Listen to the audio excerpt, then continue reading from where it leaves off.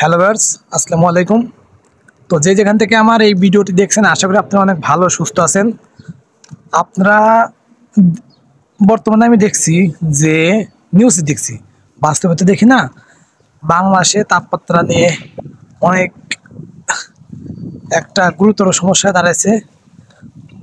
বর্তমানে অনেক জায়গায় 40, 41, 42 ডিগ্রি তাপমাত্রা হয়ে গেছে বলে সেরকম আপডেট বা নিউজ আমরা পাচ্ছি এবং দেখছি।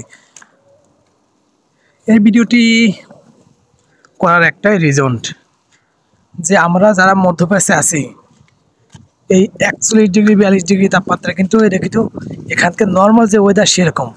এখন কিন্তু আমি যে টাইমে ভিডিওটা শ্যুট করছি, এখন এই ভিডিও শ্যুট করার সময় এখানকার তাপমাত্রা আছে আপনি ধরেন যে 40 থেকে 42 ডিগ্রি এর ভিতরে আছে। এখন কিন্তু সকাল 9টা বাজে, সকাল একবার সকাল। আপনি আমার চারপাশে ভিডিও এই এই সূর্য যে ওয়েদার, এটা দেখলে বুঝতে পারবেন যে এখন সকাল 9টা বাজে, এখনকার তাপমাত্রা আছে আপনি 40 থেকে 42 ডিগ্রি। তাহলে এই তাপমাত্রাটা দুপুরে কীরকম হবে আপনি আন্দাজ করেন।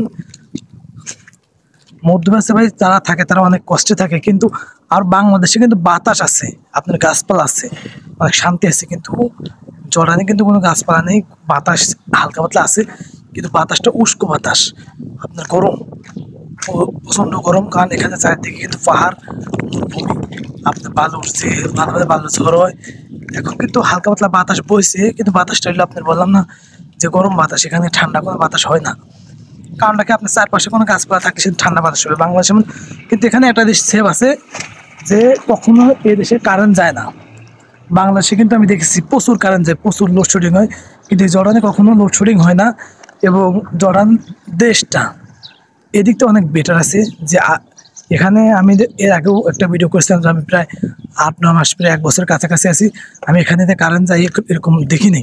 2বার খালি আপনার বিদ্যুৎ বিপর্যয় হয়েছে বলে না, আপনার ধরেন যে আপনার তার শর্ট সার্কিট হয়েছে, তাদের 2-3 ঘন্টা কারেন্ট গেছিল। এদিকটা আলহামদুলিল্লাহ আমরা অনেক ভালো আছি।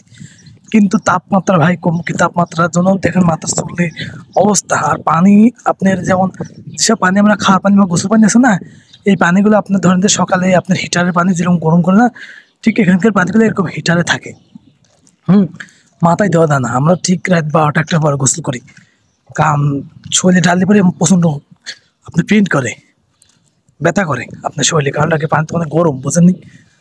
এই জন্যই ভিডিওটি করে। আর বাংলাদেশের তাপমাত্রা নিয়ে আমরাও দুঃখজনক, কারণ আমার পুরো ফ্যামিলি বাংলাদেশে থাকে। আর বাংলাদেশের মানুষ এত তাপমাত্রা অভ্যস্ত না। এই জন্য সবাই আমরা আল্লাহর কাছে প্রার্থনা করি যেন আল্লাহ আমাদের এই দুর্দশা থেকে আমাদের মুক্ত করে।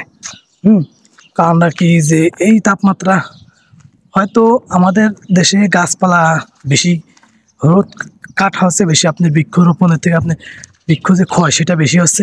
এই জন্য যার যার বাড়ির আশপাশে যতটুকু জায়গা ফাঁকা আছে আপনারা গাছপালা লাগান।